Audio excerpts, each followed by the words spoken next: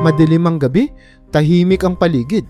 Ang ilaw mula sa maliit na lampara sa sulok ng silid ay nagbibigay lamang ng bahagyang liwanag.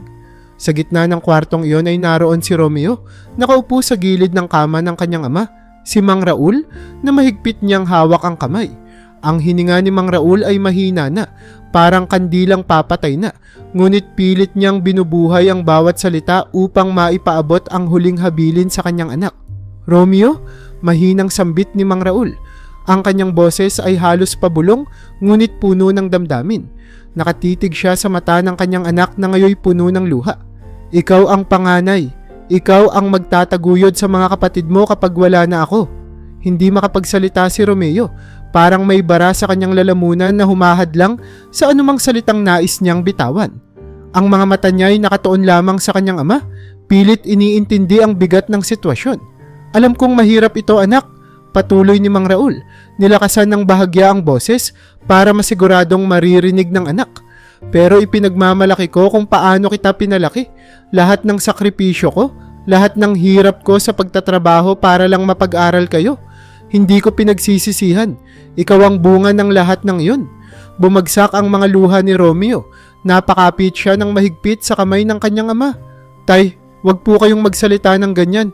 Hindi ko kayo kayang mawala. Isang mahinang ngiti ang gumuhit sa labi ni Mang Raul. Anak, ang kamatayan, bahagi yan ng buhay. Hindi mo kailangang matakot. Ang mahalaga, gawin mo ang lahat para sa ikabubuti ng pamilya natin. Si Roberto at Lita, mga bata pa sila. Ikaw ang magiging gabay nila. Tay, hindi ko alam kung kaya ko. Halos bumigay na ang boses ni Romeo. Paano ko gagawin lahat ng ito kung wala kayo? Romeo? Hinaplos ni Mang Raul ang pisngi ng anak kahit na mahina na ang kanyang kamay. Ang lakas na hinahanap mo, nasa loob mo na.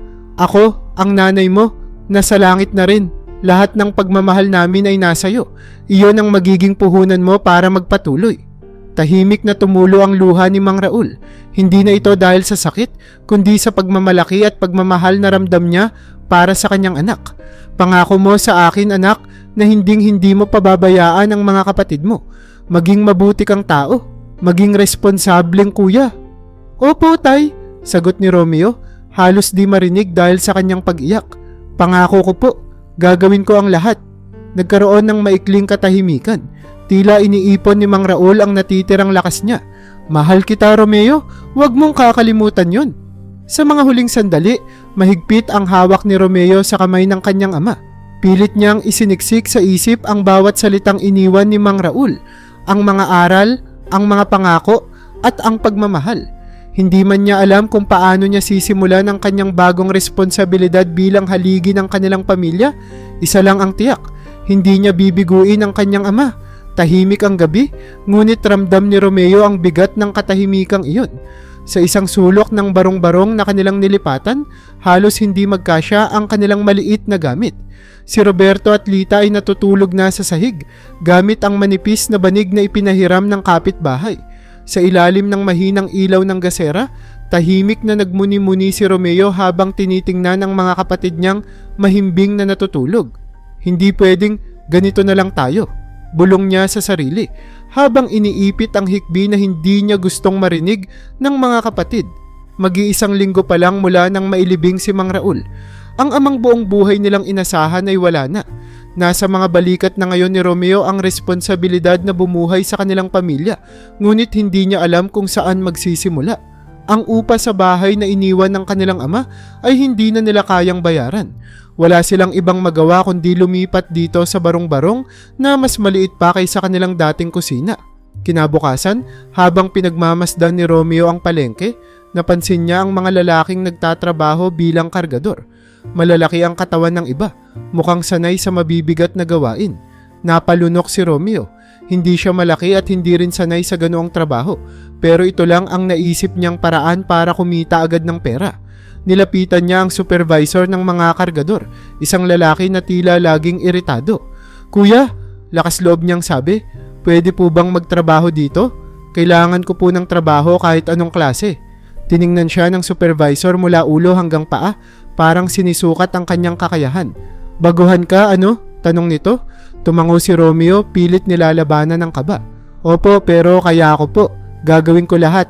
Nagbuntong hininga ang supervisor. Sige, subukan kita. Pero walang reklamo ha. Buhat ka ng gulay dyan sa may dulo. Yan ang unang trabaho mo.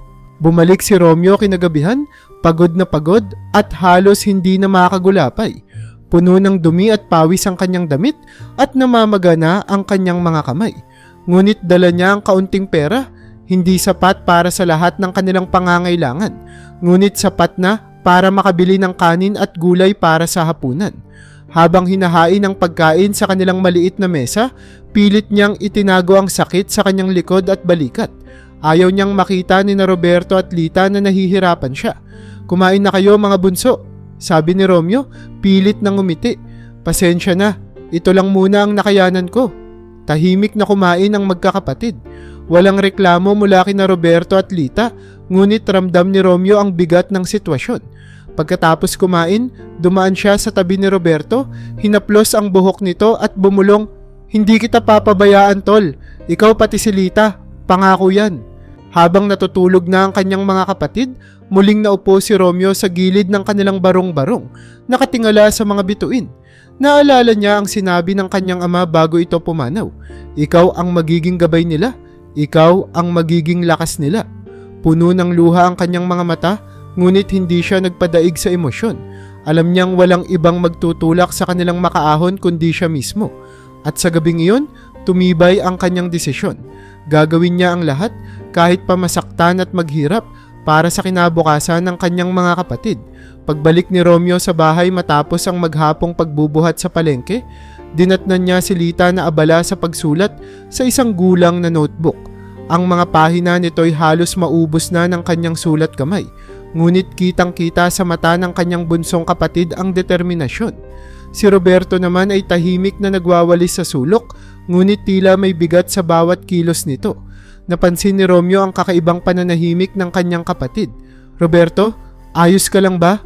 Tanong niya habang nilalapag ang maliit na supot ng gulay at kaunting kanin sa kanilang mesa. Hindi sumagot si Roberto. Tumango lamang ito ngunit hindi tumingin sa kanya. Muling bumalik sa isip ni Romeo ang mga panahon na masaya pa silang magkakasama, noong hindi pa sila kinakain ng hirap ng buhay. Noong bata pa si Romeo, madalas niyang makita ang kanyang ama na nakaupo sa maliit na mesa. Hawak ang isang tasa ng kape habang nagkukumpuni ng mga sirang pyesa ng sasakyan. Sa kanyang murang edad, hinangaan niya si Mang Raul sa kasipagan nito. Ngunit isang araw, nakita niya ang ama na nakaupo sa parehong mesa, ngunit wala ng pyesang hawak. Ang mga kamay nito'y nakatukod sa muka, tila pasan ang buong mundo. "Tay, bakit po kayo tahimik?" Inosenteng tanong ni Romeo habang nauupo sa tabi nito. Napatingin si Mang Raul sa kanya at pilit nang umiti. "Romeo, isasara na ang talyer. Wala na akong trabaho." Tumigil sandali ang kanyang ama, tila pinag-iisipan kung paano ipapaliwanag ang sitwasyon sa kanyang anak. "Hindi ko alam kung paano natin malalampasan ito, anak, pero magtutulungan tayo ha?" Tumango si Romeo, bagamat hindi niya lubos na naintindihan ang ibig sabihin ng mga salita ng kanyang ama. Nang gabing iyon, nakita niyang tahimik na umiiyak ang kanyang ina sa gilid ng kanilang higaan. Hindi siya nagtanong, ngunit ramdam niya ang bigat sa kanilang tahanan. Sa mga sumunod na buwan, lalong naging madalang ang ngiti sa kanilang bahay. Ang kanyang ina, si Clara, ay unti-unting naging tahimik. Hanggang sa isang gabi, nagising si Romeo at napansin niyang wala na ito sa kanilang tabi. Sa ibabaw ng maliit na mesa, may iniwang sulat ang kanyang ina. "Pasensya na, hindi ko na kaya. Mahal ko kayo pero kailangan kong umalis." Muling bumalik ang diwa ni Romeo sa kasalukuyan. Malalim siyang huminga at sinubukang iwaksi ang mapapait na alaala.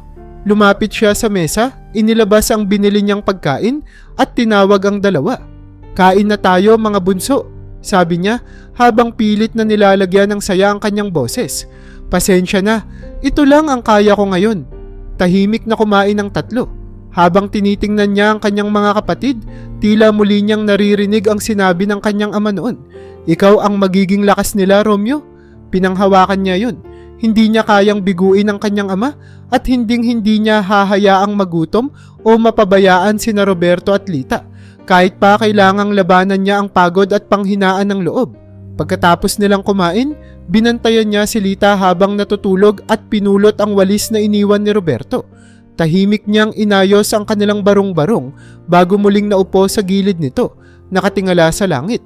Sa malamig na hangin ng gabi, binitiwan niya ang tahimik na pangako sa kanyang sarili. Kakayanin ko para sa kanila. Dumaan ang mga araw na puno ng pagsusumikap ni Romeo sa palengke.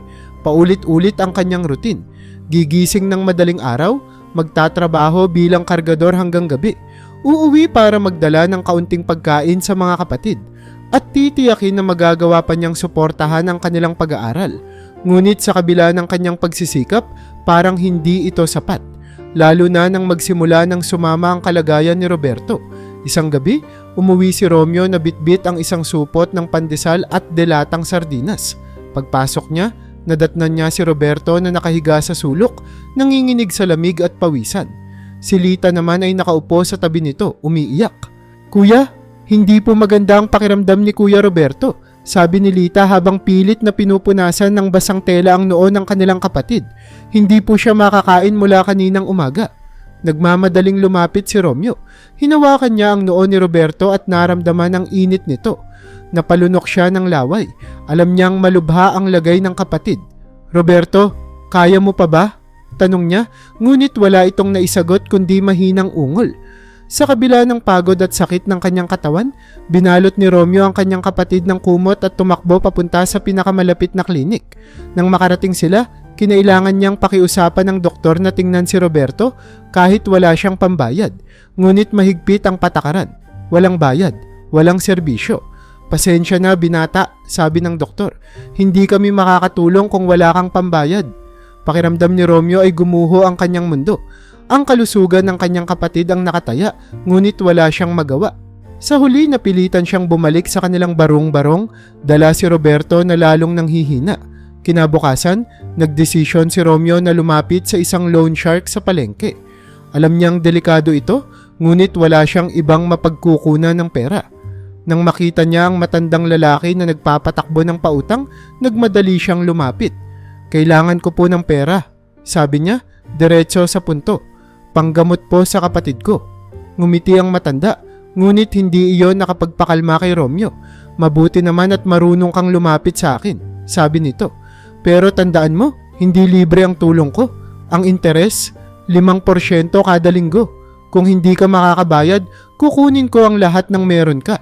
Nagdalawang isip si Romeo, ngunit sa bawat saglit na nasasayang, naaalala niya ang mahinang si Roberto. Wala siyang ibang pagpipilian. "Sige po, tatanggapin ko." Matapos makuha ang pera, agad siyang bumili ng gamot at pagkain. Ibinigay niya ang mga ito kay Roberto, na unti-unting bumuti ang kalagayan. Ngunit habang tinitingnan niya ang kapatid na muling nakakakain, alam ni Romeo na nagsisimula na ang panibagong laban, ang pagbabayad sa utang na maaaring mas maglagay pa sa kanila sa panganib. Habang nakahiga si Roberto sa banig, mahimbing na natutulog, napansin ni Romeo ang tila pangingitim sa kanyang sariling mga palad dulot ng maghapong pagbubuhat. Napapikit siya at tahimik na naalala ang huling mga araw ng kanilang ama. Noong panahong unti-unti nang nanghihina si Mang Raul, ginawa nito ang lahat ng makakaya upang maitawid sila sa pang-araw-araw. Kahit na halos hindi na nito maigalaw ang mga kamay dahil sa sobrang pagod, wala itong reklamo. Natutunan ni Romeo mula sa kanyang ama na hindi pwedeng huminto sa gitna ng laban, gaano man ito kahirap. Sa gabing iyon, habang nakatingin sa kanyang natutulog na mga kapatid, bumulong siya sa sarili. "Tay, susubukan kong maging kasing lakas mo. Kahit anong mangyari, hindi ko sila bibiguin." Ngunit sa likod ng kanyang tapang, alam niyang nagsisimula pa lamang ang mas matitinding pagsubok na darating. Makalipas ang ilang linggo mula nang magkasakit si Roberto, unti-unting bumuti ang kanyang kalagayan. Gayunpaman, ramdam pa rin ni Romeo ang bigat ng responsibilidad at ang epekto ng pagkakautang sa loan shark. Ang interes ay patuloy na lumalaki at kahit anong gawin niya, tila hindi niya mahabol ang kailangang bayaran. Kinailangan niyang maghanap ng karagdagang pagkakakitaan. Isang gabi, habang nag-aayos ng mga gamit sa kanilang barong-barong, napansin niya ang mga nagtitinda ng street food sa palengke. Ang isa sa kanila ay kilalang tindera ng lugaw na halos laging dinudumog ng mga mamimili. Naengganyo si Romeo sa ideya. Kung magkakaroon siya ng sariling paninda, Baka makabawas iyon sa kanilang gastusin at makadagdag din sa kita. Ngunit may isang problema, wala siyang puhunan. Habang iniisip ang solusyon, naalala niya ang mga aral ng kanyang ama noong bata pa siya. Noong panahong may talyer pa si Mang Raul, madalas niyang sinasabi kay Romeo, kapag wala kang ibang maaasahan, gamitin mo ang utak at mga kamay mo. Magsimula ka sa kung anong meron ka. Bumalik si Romeo sa realidad. Nag-isip siya ng paraan para makapagsimula ng hindi na mangungutang ulit. Kinuha niya ang natirang kaunting barya mula sa kanyang ipon at bumili ng 5 pirasong itlog, kaunting harina at mantika. Magsisimula siya ng maliit, magtitinda ng kwek-kwek. Kinabukasan, inihanda ni Romeo ang kanyang maliit na negosyo. Gumawa siya ng improvised na stall gamit ang mga kahoy na natagpuan sa palengke at naglagay ng isang kaldero ng kumukulong mantika. Sa simula, halos walang pumapansin sa kanya. Ang iba'y tinitingnan lamang siya at naglalakad palayo, ngunit hindi siya sumuko. Mainit na kwek-kwek, 3.20 lang. Sigaw niya, pilit na pinapalakas ang boses upang mapansin. Maya-maya, isang grupo ng mga bata ang lumapit at bumili. Ang saya sa mukha ng mga batang iyon ang nagbigay sa kanya ng pag-asa. Unti-unti, dumami ang mga mamimili. Bagamat maliit lamang ang kita, sapat na ito upang makabili siya ng dagdag na itlog at harina para sa susunod na araw. Pag uwi niya kinagabihan, may dalang pagkain si Romeo para sa kanyang mga kapatid. "Kuya, saan po galing ito?" tanong ni Roberto. Bakas ang saya at pagkagulat sa dala ng kanyang kuya. "Nagbenta ako ng kwek-kwek sa palengke," sagot ni Romeo habang inilalapag ang mga natirang itlog sa mesa. "Hindi pa malaki ang kita, pero okay na para makadagdag sa gastusin natin." Lumapit si Lita at yumakap sa kanya. "Salamat kuya, ang sipag mo talaga." Ngunit habang natutulog na ang dalawa, muling bumalik sa isip ni Romeo ang mga araw na masagana pa sila. Naalala niya kung paano sila sabay-sabay kumakain noon, laging may nakahain sa mesa dahil sa tiyaga ng kanilang ama. Ngayon, siya na ang kailangang magpatuloy ng naiwang responsibilidad ni Mang Raul. Sa mga sumunod na linggo, naging regular ang pagtitinda ni Romeo ng kwek-kwek. Hindi man ito kalakihan, nagsimula na siyang makabayad ng kaunti sa loan shark. Natutunan niyang maghanap ng murang sangkap at magtimpla ng mas masarap na sauce upang mas marami ang bumili. Unti-unti, napansin ng mga tao sa palengke ang kanyang kasipagan at determinasyon. Sa kabila ng lahat, alam ni Romeo na marami pa siyang kailangang lampasan. Ngunit sa bawat araw na nakakaraos sila, nararamdaman niyang malapit na siyang makamit ang kanyang pangarap. Ang maibalik ang dignidad ng kanilang pamilya at mabigyan ng magandang kinabukasan sina Roberto at Lita. Lumipas ang ilang buwan at unti-unti nang nabawasan ang utang ni Romeo sa loan shark. Ang kanyang maliit na negosyo ng kwek-kwek ay patuloy na nakakatulong sa kanilang araw-araw na gastusin. Ngunit kahit na may kaunting pag-asa na, hindi pa rin nakaligtas si Romeo sa panibagong hamon. Isang gabi, habang pauwi siya mula sa palengke, hinarang siya ng mga tauhan ng loan shark. "Romeo, kanina ka pa namin hinihintay," sabi ng isa sa kanila habang tinatapik ang balikat niya. "May interest na naman ang utang mo. Kailan ka magbabayad?" Napalunok si Romeo. Alam niyang malaki pa ang natitira niyang utang. "Nagbabayad naman ako bawat linggo, hindi ba? Konting panahon pa mababayaran ko rin lahat." Ngunit ngumisi ang lalaki. "Hindi kami pwedeng maghintay ng matagal. Ang boss namin gusto ng bayad. Kapag hindi ka nakabayad sa susunod na linggo, baka pati bahay mo kunin namin. At huwag mo kaming subukan takasan." Tahimik na umalis ang mga lalaki, ngunit iniwan nila ang banta na parang malamig na hangin sa paligid. Pag uwi ni Romeo, tahimik niyang inilapag ang mga natirang sangkap mula sa tindahan. Tinitigan niya ang kanyang mga kapatid na masaya pa ring nag-aaral sa maliit nilang lamesa. Ayaw niyang malaman nila ang bigat ng kanyang dinadala. Kinabukasan, hindi mapakali si Romeo habang nagtitinda sa palengke. Ramdam niyang hindi na sapat ang kita mula sa kwek-kwek para maabot ang hinihingi ng loan shark. Habang iniisip niya ang solusyon, nilapitan siya ng isang matandang tindera. "Romeo, nakita kong masipag kang bata," sabi nito. "Baka gusto mong magtinda rin ng gulay sa pwesto ko kapag gabi.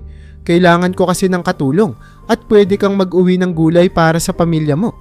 Nagliwanag ang mata ni Romeo. Isa itong oportunidad para madagdagan ang kanyang kita. "Maraming salamat po, Nay. Gagawin ko po." Sa parehong araw nagsimula si Romeo sa kanyang bagong trabaho. Halos magdadalawang trabaho siya ngayon. Sa umaga ay nagtitinda ng kwek-kwek at sa gabi ay nagtitinda ng gulay. Halos hindi na siya makatulog, ngunit tiniis niya ang lahat.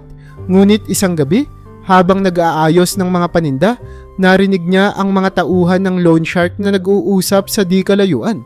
Akala mo ba talaga makakabayad yung batang yon? Baka bukas, kunin na natin yung barong-barong nila. Sabi ng isa, sabay tawa. Natigilan si Romeo. Ramdam niya ang malamig na pawis sa kanyang likod.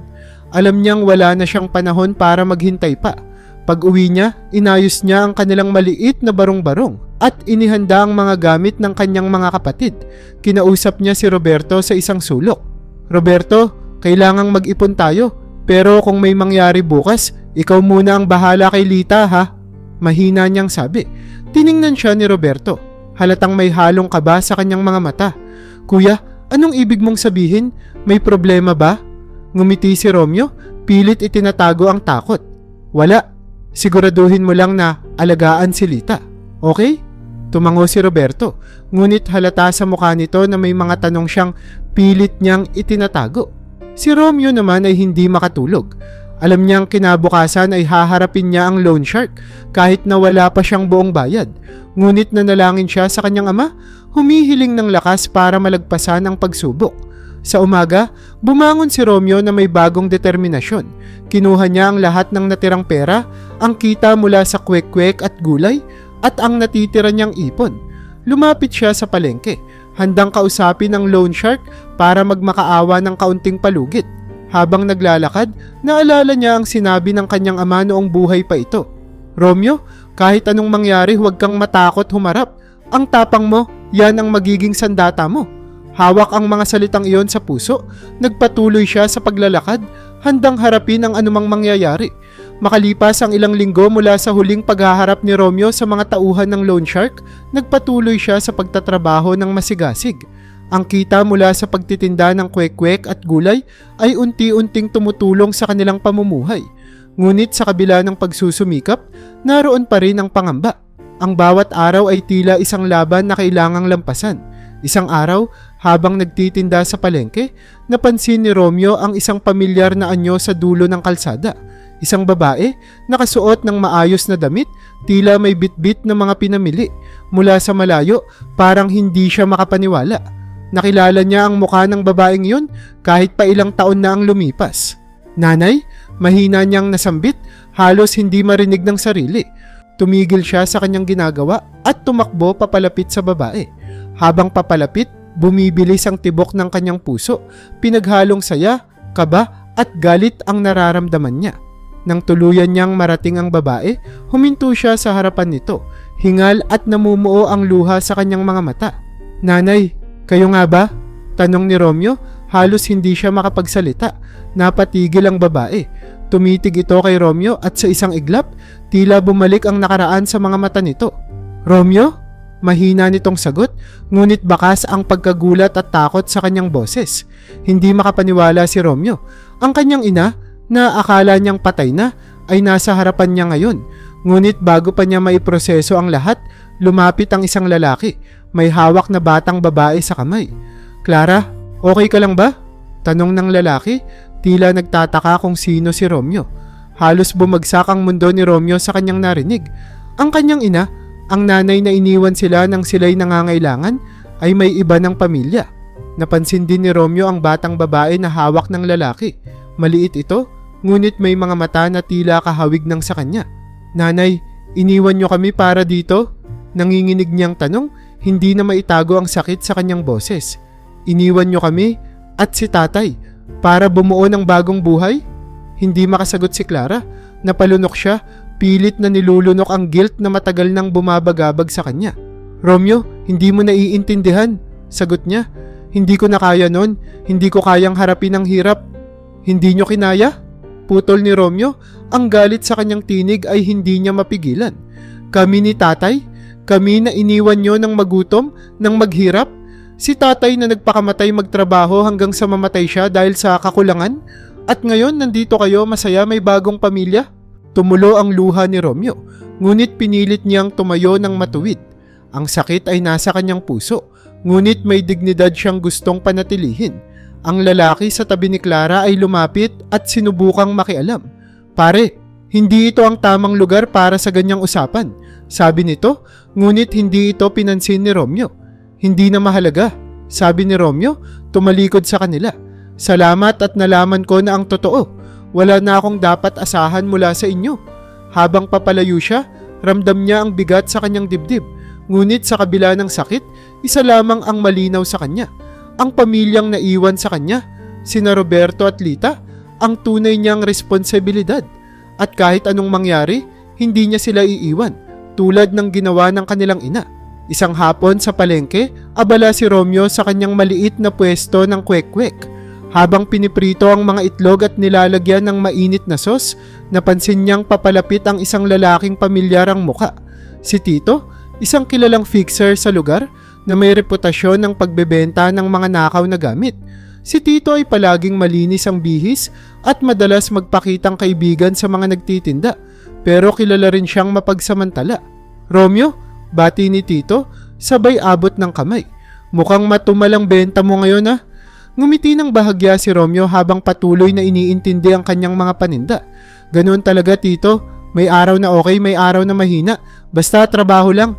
Umupo si Tito sa bangko malapit sa pwesto ni Romeo, tumingin sa paligid na parang sinisiguradong walang nakikinig. Alam mo Romeo, ang sipag mo, pero sa totoo lang, sayang lang ang lakas mo kung sa barya-barya ka lang kikita. Napakunot ang noo ni Romeo. Anong ibig mong sabihin Tito? Umiling si Tito at ngumiti ng makahulugan.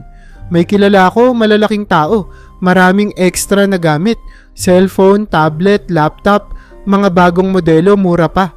Kung ibebenta mo sa pwesto mo, siguradong malaki ang kita mo. Ang kailangan mo lang gawin ay maglagay ng kaunti sa display mo. Ako na ang bahala sa supply. Napalunok si Romeo. Ang alok na iyon ay malinaw na may mali. Nakaw ba yan Tito? Nagkibit balikat si Tito. Huwag ka nang magtanong. Ang mahalaga, madali kang kikita. Isipin mo Romeo, baka sa isang araw, kumita ka ng doble o triple kaysa sa ginagawa mo ngayon. May ipon mo agad ang pambayad sa utang mo. Sandaling nanahimik si Romeo, ramdam ang bigat ng alok ni Tito. Alam niyang mahirap ang kanilang kalagayan. Nasa isipan niya si Roberto at Lita, ang kanilang barong-barong at ang loan shark na patuloy na naniningil ng malaking halaga. Ngunit kasabay ng mga alalahanin ay ang boses ng kanyang ama na paulit-ulit niyang naririnig sa tuwing nahihirapan siya. Romeo, ang pangalan mo ang pinakapuhunan mo. Kapag nawala ang tiwala ng tao sa iyo, wala ka nang babalikan. Napailing si Romeo at muling tumingin kay Tito. Pasensya na Tito, pero hindi ko magagawa yan. Hindi ako magbebenta ng mga bagay na hindi ko alam kung paano nakuha.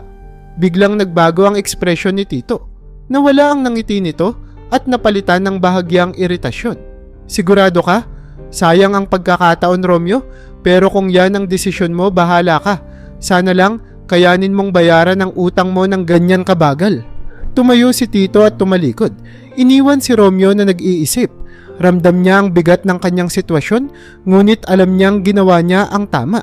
Nang tingnan niya ang maliit na kita mula sa kanyang paninda, tila napakaliit nito kumpara sa laki ng problema niya. Ngunit mas malaki ang pakiramdam ng kanyang konsensya, malinis at buo. Habang patuloy siyang nagtitinda, isang batang lalaki ang lumapit para bumili. Ang simpleng salamat kuya mula rito ay tila nagsilbing paalala sa kanya na ang marangal na pamumuhay, kahit gaano kahirap, ay mas mahalaga kaysa sa kahit anong madali ang kita. Habang patuloy si Romeo sa kanyang araw-araw na pagtitinda ng kwek-kwek, nagsimula na ring makilala siya ng mga tao sa palengke bilang masipag at maaasahang tindero. Ngunit isang araw, biglang umugong ang balita sa paligid. Isang matandang tindera, si Aling Cora, ang nawalan ng kita matapos manakawan ang kanyang kaha sa pwesto. Aba, ang laki ng nawala kay Aling Cora. Halos 3 araw nakita raw yon. Bulalas ng isang tindera habang bumibili kay Romeo. Sino kaya ang gumawa nun? Walang hiya naman yung gumawa niyan. Sagot ng isa pang tindera. Matanda na nga si Aling Cora, ninakawan pa. Hindi sumabat si Romeo ngunit tahimik siyang nakiramdam sa usapan. Napansin niyang papalapit si Aling Cora, namumugto ang mga mata sa kakaiyak. Sa likod nito ay si Aling Pilar, isang babaeng mahilig sa tsismis at laging abala sa mga isyong hindi niya kinasasangkutan. Alam nyo, parang nakita ko si Romeo sa pwesto ni Aling Cora kahapon. Biglang sabi ni Aling Pilar, dahilan upang magtigil ang mga tao. Nanlaki ang mga mata ni Romeo sa narinig. Ako po? Tanong niya, hindi makapaniwala. Wala po akong kinalaman dyan. Pero patuloy si Aling Pilar. Nakita ko nga. Hindi kaya-kaya mo laging may tinda dito, Romeo, kasi yun ang pinangkuhanan mo ng puhunan. Tahimik ang lahat ng nakapaligid. Ang bigat ng mga tingin ay nasa kanya. Parang bumagal ang oras at sa isipan ni Romeo bumalik ang alaala ng huling bilin ng kanyang ama. Romeo, manatili kang tapat. Ang tiwala ng tao, mahirap makuha pero napakadaling mawala. Huminga siya ng malalim at nag-isip ng mabilis. Alam niyang hindi sapat ang salita lang upang patunayan ang kanyang pagkakakilanlan. Kailangang may gawin siya upang maipakita ang katotohanan. Kung ganun po, samahan niyo ako kay Aling Cora, sabi ni Romeo, buong tapang. Pakinggan natin ang sasabihin niya at kung gusto niyo, pwede niyo rin pong tingnan ang mga gamit ko para makita niyo na wala akong kinuha. Nagpunta sila sa pwesto ni Aling Cora. Nakaupo ang matanda. Halatang pagod at mas lalong nalungkot nang makita si Romeo. Romeo, sabi nito, hindi ko naman inisip na ikaw ang may gawa nito. Salamat po sa tiwala nyo, sagot ni Romeo, pero gusto kong linisin ang pangalan ko, kaya handa akong magpatulong hanapin kung sino ang gumawa nito. Kasama ang ilan sa mga tindero at tindera, sinimulan ni Romeo ang pagtatanong sa paligid. Napansin niya ang isang lalaki sa gilid ng palengke na tila iwas ng iwas sa mga tanong. Nang lapitan nila ito, biglang tumakbo ang lalaki, dahilan para habulin siya ni na Romeo at ng ilang tao. Mabilis ang takbo ng lalaki ngunit hindi siya nakalayo. Nahuli ito ng mga tagapalengke at doon natuklasan na may dala itong mga barya at pera na tinutugma sa mga nawalan ni Aling Cora. Pagbalik sa pwesto, dinala ang lalaki sa barangay upang panagutin. Lumapit si Aling Cora kay Romeo, nangingiti habang nangingilid ang luha sa kanyang mga mata. Salamat Romeo, sabi nito, hindi ko inakala na gagawin mo ang ganito para sa akin. Ngumiti si Romeo, kahit pagod at hingal. Wala pong anuman Aling Cora, gusto ko lang pong ipakita na hindi lahat ng mahirap magnanakaw.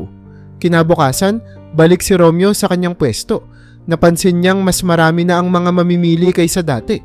Ang ilan ay nagbibigay ng dagdag na barya sinasabing salamat sa pagiging mabuting tao. Tumayo siya ng tuwid, proud sa kanyang nagawa. Hindi lamang niya napatunayan ang sarili, kundi nakuha rin niya ang tiwala ng mga tao na siyang mas mahalaga kaysa sa kahit anong material na bagay. Isang tahimik na hapon, abala si Romeo sa pag-aayos ng kanyang maliit na pwesto ng kwek-kwek. Si Roberto at Lita ay naiwan sa bahay, abala sa kanika nilang gawain. Dumaan ang kanilang kapitbahay na si Mang Berting, na kilalang palaaway at mahilig magdulot ng problema sa kanilang lugar. Romeo, malakas na sigaw ni Mang Berting habang papalapit, hawak ang isang sirang electric fan. Anong ginawa mo dito? Napakunot noo si Romeo. Mang Berting, ano pong nangyari? Nasira tong electric fan ko. At alam ko, ikaw ang huling humawak nito nang pautangin kita ng barena ko. Galit na sabi ni Mang Berting, itinuturo ang electric fan. Ikaw ang may kasalanan kaya kailangan mong bayaran to. Napatingin ang ilang mga tindero sa paligid, interesado sa sigawan. Hindi maipaliwanag ni Romeo ang nangyayari. Mang Berting, hiningi ko lang po ang barena noon para ayusin yung lagayan ng mga paninda ko, pero hindi ko po ginamit sa electric fan nyo. Sino pa ang gagawa nito? Sigaw ulit ni Mang Berting, kung hindi mo babayaran to, umalis ka na sa barong-barong na yan. Ako ang may-ari ng lupa na tinutuluyan nyo. Naramdaman ni Romeo ang bigat ng sitwasyon. Alam niyang hindi niya sinira ang electric fan, pero kung hindi siya kikilos ng tama, baka mawalan pa sila ng tirahan. Tumayo siya ng tuwid at kalmado, pilit na iniisip kung paano susolusyunan ang problema nang hindi lalong magpapalala sa sitwasyon. Mang Berting, naiintindihan ko po ang galit nyo, sabi ni Romeo, mahinahon ng boses. Pero kung pagbabayarin nyo ako, kailangan nating tiyaking ako nga ang may kasalanan. Nang gabing yon, nagpasya si Romeo na puntahan ang kanilang barangay upang humingi ng tulong. Dinala niya si Mang Berting at ang sirang electric fan sa harap ng kapitan, kasama ang ilan sa kanilang mga kapitbahay na maaaring maging saksi. Sa harap ng lahat, Sinuri nila ang sirang electric fan. Lumabas na hindi ito nasira dahil sa barena, kundi dahil sa lumang wiring. Hindi po si Romeo ang may kasalanan dito, sabi ng kapitan matapos ang pagsusuri. Lumang problema na ito, Mang Berting. Hindi pa rin makapaniwala si Mang Berting, ngunit wala na siyang magawa. Nag-ikot ang mga kapitbahay at sinabi ng ilan, "Mang Berting, sobra ka naman kay Romeo. Ang bait na nga ng bata, sinisisi mo pa." Pagbalik ni Romeo sa kanilang barong-barong, naramdaman niyang napagaan ang kanyang kalooban. Alam niyang kung wala siyang ginawang tama sa sitwasyon, baka mas lumaki pa ang problema. Nang makita niya sina Roberto at Lita na nag-aaral sa maliit nilang mesa, napangiti siya. "Kuya, okay ka lang?" tanong ni Roberto. Halatang nag-aalala. Ngumiti si Romeo at tumango. "Oo, ayos lang. Lagi lang nating tatandaan kahit anong mangyari, huwag tayong gagawa ng masama. Ang mahalaga, malinis ang konsensya natin." Sa mga sumunod na araw, unti-unting lumapit ang mga kapitbahay kay Romeo. Mas marami ang nagtitiwala sa kanya at ang ilan ay nagbibigay pa ng mga gamit na maaaring makatulong sa kanyang negosyo. Ang simpleng insidenteng iyon ay nagpatibay sa paniniwala ng lahat. Si Romeo, bagamat mahirap, ay isang taong laging pipiliin ang tama.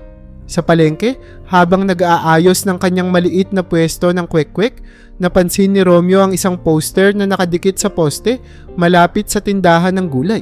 Malaki ang nakasulat, "Now hiring, waiter, apply inside, experience not required." Napaisip si Romeo.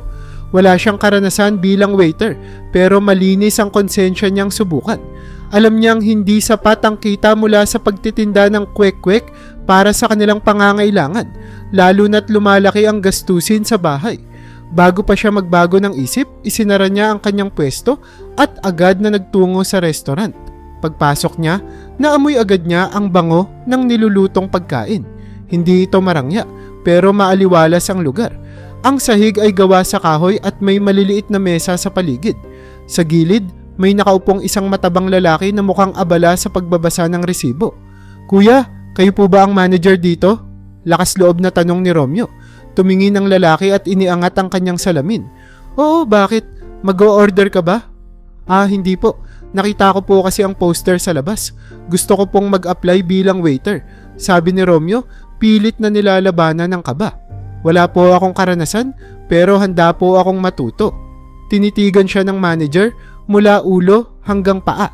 Mukha siyang nag-aalinlangan, pero sa bandang huli, tumayo ito at tinawag ang isa sa mga staff. "Okay, sige, subukan kita. Pero tandaan mo, dito, mabilis ang trabaho.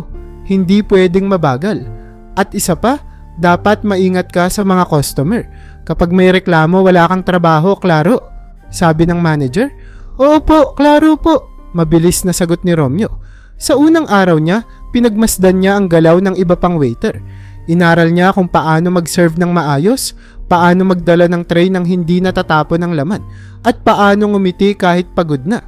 Pagdating ng gabi, basang-basa na siya ng pawis, pero nagawa niyang matapos ang trabaho nang walang reklamo mula sa mga customer. Habang umuuwi, hindi mapigilan ni Romeo na mapangiti. Bagamat pagod, ramdam niyang may bagong simula para sa kanya. Naiisip niyang kung magtutuloy-tuloy ito, mas magkakaroon siya ng pagkakataon na mabayaran ang kanilang utang at mapabuti ang buhay nila ni na Roberto at Lita. Sa mga sumunod na araw, unti-unting nasanay si Romeo sa trabaho. Hindi man siya kasing bilis ng iba, naging paborito siya ng mga customer dahil sa kanyang maasikaso at mabait na ugali. Kahit na minsan ay hindi sapat ang kita, masaya siyang umuuwi dahil alam niyang may ginagawa siyang tama para sa kanilang pamilya. Ngunit alam niya, ang bawat araw ay may dalang bagong hamon. At kahit anong mangyari, gagawin niya ang lahat upang manatili sa trabaho at maitaguyod ang mga kapatid. Hindi niya alam, ang susunod na mangyayari ay susubok sa kanyang pagiging mabuting tao at tatakbo sa landas ng kanyang kapalaran. Isang araw, abala si Romeo sa kanyang trabaho bilang waiter. Patuloy niyang inaasikaso ang mga customer, dala-dala ang mabibigat na tray na puno ng pagkain. Sa kabila ng pagod, pilit pa rin siyang ngumiti sa bawat order na dinadala niya. Hindi nagtagal, pumasok sa restaurant ang isang matandang lalaki na halatang bulag, hawak ang kanyang tungkod. Dahan-dahan itong naglakad at tila naghanap ng mauupuan. Agad na napansin ni Romeo ang matanda. Lumapit siya dito at magalang na tinanong, "Lolo, kailangan niyo po ba ng tulong? Sasamahan ko po kayo sa mesa." Ngumiti ang matanda at tumango. "Salamat iho, hindi ko sanay ang lugar na ito." Dinala ni Romeo ang matanda sa isang mesa, malapit sa bintana at maingat na inasikaso ito. "Anong gusto niyo pong orderin, Lolo?" Tanong niya habang hawak ang menu. Nang mapansin niyang hindi ito nakapagsalita agad, mabilis niyang naisip na basahin ng malakas ang mga pagkain sa menu. Tila natuwa ang matanda sa kanyang inisyatiba at pumili ng simpleng pagkain, lugaw at isang tasa ng kape. Habang nag-aasikaso si Romeo sa ibang mga mesa, napansin niyang tahimik na kumakain ang matanda sa kanyang pwesto. Kapansin-pansin ang katahimikang bumalot sa paligid nito, pero ramdam din ang kababaang loob sa kilos nito. Nang matapos ang pagkain, iniabot ng matanda ang kanyang bulsa, tila naghanap ng pambayad. Biglang natigilan ang matanda. "Iho," sabi nito kay Romeo nang tawagin siya pabalik. "Pasensya na, mukhang naiwan ko ang wallet ko sa bahay. Hindi ko alam kung paano ko mababayaran ito ngayon." Natigilan si Romeo. Ramdam niya ang hiya at kaba sa tinig ng matanda. Alam niyang hindi ito sinasadya, ngunit may mga patakaran sa restaurant na hindi pwedeng baliwalain. Gayunpaman, hindi nagdalawang isip si Romeo. Kinuha niya ang kanyang maliit na wallet mula sa bulsa at naglagay ng tamang halaga sa resibo ng matanda. "Lolo, ako na po ang bahala," sabi niya nang may ngiti. "Wala po kayong dapat alalahanin." Nagulat ang matanda. "Iho, hindi ko inaasahan ito. Hindi mo kailangang gawin yan." "Okay lang po, Lolo," sagot ni Romeo. Pilit na itinatago ang kaba na baka makita siya ng manager. "Alam kong minsan, hindi natin maiwasan ang mga ganitong pagkakataon. Ang mahalaga po, busog kayo at hindi na kayo mag-alala." Pagkatapos nito, sinamahan ni Romeo ang matanda palabas ng restaurant at tiniyak na makakauwi itong ligtas. Habang palayo ang matanda, tumingin ito pabalik at ngumiti. Hindi na ito nagsalita, ngunit ramdam ni Romeo ang pasasalamat nito. Pagbalik niya sa loob, napansin niyang nakatitig sa kanya ang manager. Ang ekspresyon nito ay malamig at agad niyang naramdaman ang kaba. "Romeo," sabi ng manager, "makakapagpaliwanag ka ba kung bakit mo binayaran ang bill ng matanda?" Hindi makapagsalita si Romeo. Alam niyang ginawa niya ang tama, pero alam din niyang nalabag niya ang patakaran ng restaurant. Pilit niyang inilabas ang mga salita. "Sir, hindi niya po sinasadya. Ayokong mapahiya siya o magutom ng dahil lang sa hindi niya nabayaran ngayon." Tumaas ang kilay ng manager. "Romeo, alam mo ang patakaran. Hindi mo trabaho ang magbayad para sa customer. Isa lang ang ibig sabihin nito. Wala kang respeto sa mga rules ng restaurant. Hanggang dito na lang ang trabaho mo." Nanghina si Romeo sa narinig. Gusto niyang magpaliwanag, ngunit alam niyang wala na siyang magagawa. Tinanggal siya sa trabaho sa mismong araw na iyon. Habang naglalakad pa uwi, malungkot ngunit may kapayapaan sa kanyang puso, tiniyak niya sa sarili, "Ginawa ko ang tama. At kung mauulit man, pipiliin ko pa rin yun." Makalipas ang ilang araw mula nang matanggal si Romeo sa trabaho, patuloy siyang naghanap ng iba pang pagkakakitaan. Bumalik siya sa pagtitinda ng kwek-kwek, ngunit ramdam niya ang bigat ng pagkawala ng kanyang trabaho bilang waiter. Mababa ang kita at mas matindi ang iniisip niyang gastusin sa bahay. Gayunpaman, pilit niyang nilalabanan ng lungkot para sa kanyang mga kapatid. Isang hapon, habang pauwi mula sa palengke, napansin niya ang isang pamilyar na anyo na naglalakad sa gilid ng kalsada. Isang matandang bulag na may hawak na tungkod, mabagal ang hakbang at tila nag-aalangan sa bawat galaw. Agad niyang nakilala ang matanda, ang parehong lalaki na tinulungan niya sa restaurant. Hindi na nagdalawang isip si Romeo. Tumakbo siya papalapit. "Lolo, sandali po," tawag niya. Napalingon ang matanda, tila nagulat ngunit ngumiti nang makilala siya. "Iho, ikaw pala," sabi nito. "Pasensya na, mukhang naabala kita." "Anong ginagawa niyo dito, Lolo?" tanong ni Romeo. "Mukhang nahihirapan kayong maglakad." "Nagpunta lang ako sa isang tindahan, pero nalito ako sa daan pa uwi," paliwanag ng matanda. Medyo mahirap nang umasa sa iba kapag ganito na ang kalagayan. Ngumiti si Romeo, pilit na itinatago ang sariling lungkot sa pagdinig nito. "Ako na po ang bahala sa inyo, Lolo. Ihahatid ko po kayo pa uwi." Habang naglalakad sila, tahimik lamang ang matanda. Ngunit paminsan-minsan ay napapansin nitong ang alalay ni Romeo ay maingat at puno ng malasakit. Nang makarating sila sa maliit na bahay ng matanda, huminto ito sa pintuan at hinarap si Romeo. "Salamat, iho. Ikaw na yata ang pinakamabait na taong nakilala ko nitong mga nakaraang taon," sabi ng matanda. "Kaunti lang po ang nagawa ko," sagot ni Romeo. "Bilang tao, responsibilidad nating tumulong sa iba kung kaya natin." Ngumiti ang matanda, ngunit hindi na nagpatuloy sa usapan. Napansin ni Romeo ang simpleng bahay nito, puno ng mga lumang kagamitan at tila hindi maayos ang mga gamit. Sa kabila ng lahat, halatang maayos ang kalagayan ng matanda. Bagamat tahimik, dignidad ang nangingibabaw sa paligid nito. Pag-uwi ni Romeo, ramdam niya ang kakaibang saya. Sa kabila ng bigat ng kanyang sariling problema, alam niyang may nagawa siyang tama. Ngunit hindi niya alam na ang simpleng kabutihan na iyon ang magdadala ng malaking pagbabago sa kanyang buhay. Sa mga sumunod na araw, bumalik si Romeo sa palengke para magtinda ng kwek-kwek. Patuloy siyang nagtatrabaho, walang ideya na ang matandang tinulungan niya ay tahimik siyang inoobserbahan mula sa malayo, nakasuot ng simpleng damit upang hindi mapansin. Tahimik ngunit malalim na plano ang nabubuo sa isip ng matanda. Alam nitong ang kabutihan ni Romeo ay higit pa sa nakikita ng iba at oras na upang bigyan siya ng pagkakataon na makamit ang mas magandang buhay.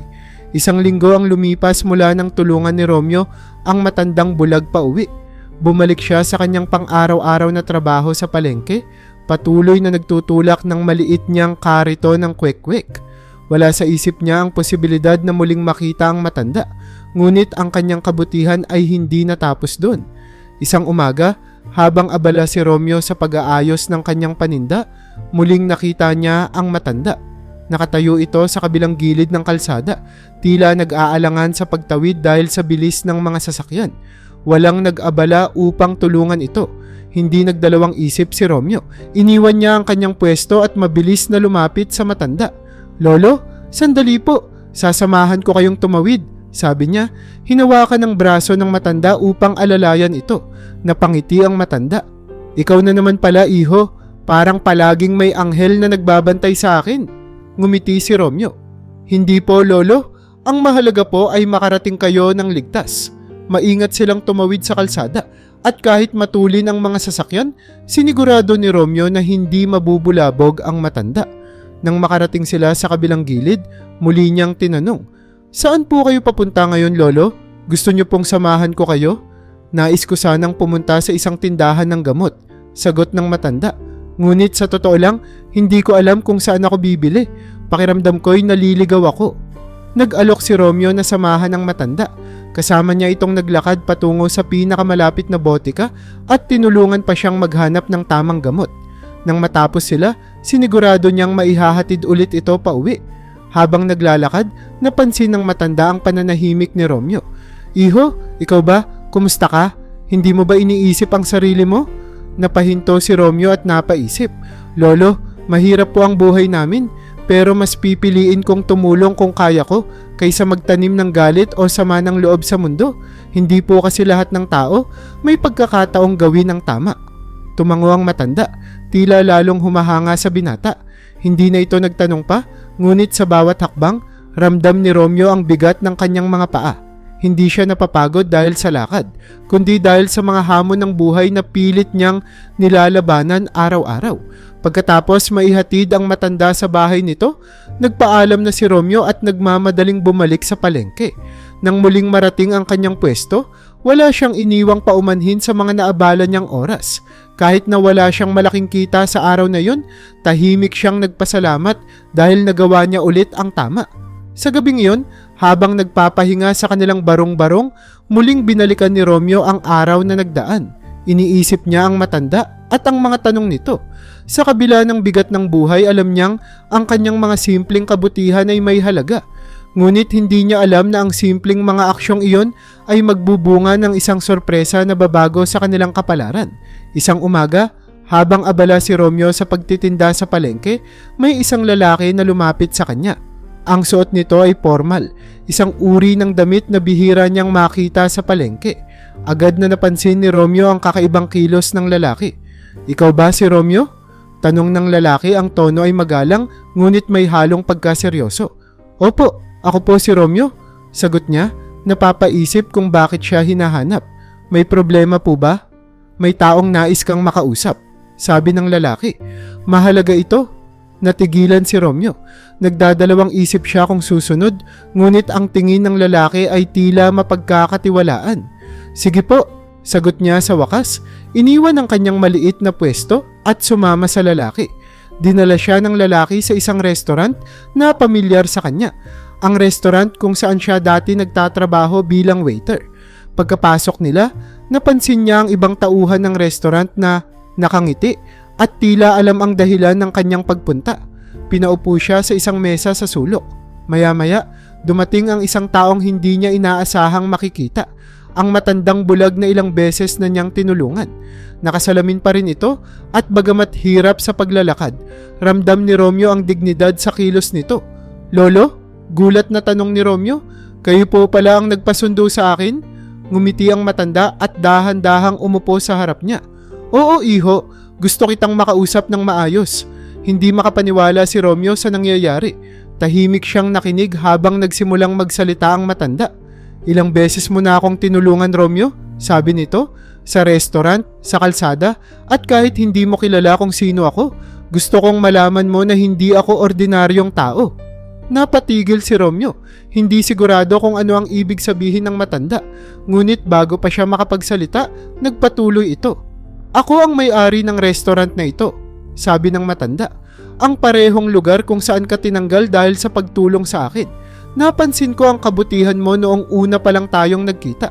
At gusto kong malaman mo na hindi ako bulag sa mga ginawa mo para sa akin. Napatanga si Romeo, hindi niya alam kung paano sasagutin ang sinabi ng matanda. Pakiramdam niya'y bumagal ang oras, habang unti-unting pumapasok sa kanyang isip ang katotohanan. Lolo, kayo po pala ang may-ari? Tanong niya, halos pabulong. Tumango ang matanda. Oo, at gusto kong humingi ng tawad. Hindi ko agad nakita ang kabutihan mo, pero alam kong nagkamali ang manager sa pagtrato sa iyo. Gusto kong itama iyon. Inalok ng matanda si Romeo ng mas mataas na posisyon sa restaurant bilang assistant manager. Bukod dito, inalok din siyang magtrabaho sa ibang mga negosyo nito sa hinaharap. Napatigil si Romeo, hindi makapaniwala sa alok. Lolo, hindi po ako sigurado kung karapat dapat ako para dito. Mahina niyang sabi. Ngumiti ang matanda. Karapat dapat ka, Romeo. Hindi dahil sa trabaho mo noon, kundi dahil sa puso mo. Ang mga taong tulad mo ang kailangan namin sa ganitong negosyo. Tapat, mabuti, at handang tumulong sa kapwa. Habang nakaupo sa harap ni Romeo, ngumiti ang matandang bulag. Tila binabasa ang gulat at pagtataka sa mukha ng binata. Siguro iniisip mo kung bakit noong una tayong nagkita dito sa restaurant, walang nakilala sa akin, sabi ng matanda. Tumango si Romeo, hindi maitago ang kanyang pagtataka. Opo, Lolo, kung kayo po ang may-ari, bakit hindi nila alam na kayo iyon? Napabuntong hininga ang matanda bago sumagot. Iho, matagal na akong hindi aktibo sa pamamalakad ng restaurant. Ang lahat ng negosyo ko ay ipinasa ko na sa mga pinagkakatiwalaang tauhan, kasama na ang manager dito.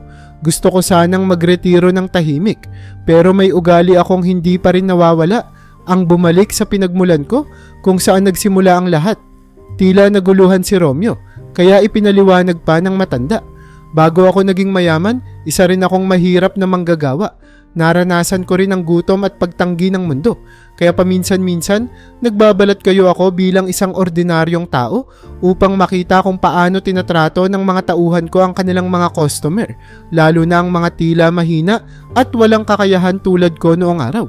Nagpatuloy ang matanda. Noong araw na yon, wala akong dalang pera at sinadya kong makita kung paano nila ako pakikitunguhan. Hindi ko inasahan na ikaw, isang empleyado lamang dito, ang magpapakita ng ganitong kabutihan. Higit pa sa inaasahan ko. Natahimik si Romeo. Hindi niya lubos maisip na ang simpleng pagtulong niya sa isang matandang bulag ay magiging ganito kalaking bahagi ng kanyang kwento. Hindi ko rin inasahan, dagdag ng matanda, na ang pagtanggal sa iyo ng manager ay magbibigay ng pagkakataon sa akin na makita pa ang tunay mong pagkatao. Nang makita kitang tumutulong pa rin sa akin kahit wala ka ng trabaho, napagtanto kong ikaw ang uri ng tao na gusto kong tulungan.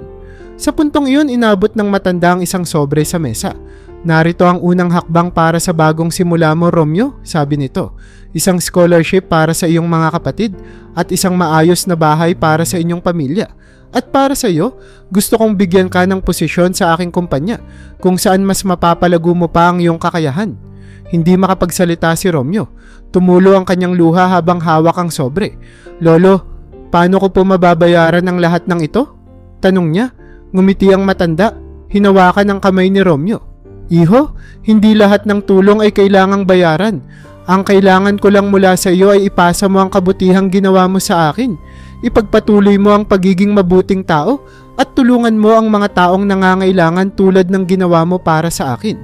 Mula noon, nagbago ang buhay ni Romeo at ng kanyang pamilya. Nakalipat sila sa mas maayos na bahay at si Roberto at Lita ay nakapag-aral sa tulong ng scholarship. Si Romeo naman ay naging bahagi ng kumpanya ng matanda kung saan hindi lamang siya naging matagumpay kundi nakilala rin bilang isa sa pinakamabuting tao sa lugar. Nang lumaon, si Romeo ay nagsimula ng sariling foundation na tumutulong sa mga batang lansangan, isang paraan upang ipasa ang kabutihang natanggap niya. Sa bawat hakbang ng kanyang pag-unlad, hinding-hindi niya nakalimutan ang aral mula sa kanyang ama at sa matandang bulag. Ang kabutihan, kahit gaano kaliit, ay may kakayahang magdala ng liwanag sa buhay ng iba. Sa huli, si Romeo at ang kanyang mga kapatid ay nagkaroon ng masagana at masayang buhay. Isang patunay na ang pagtitiis, kasipagan at mabuting puso ay nagdadala ng tunay na tagumpay.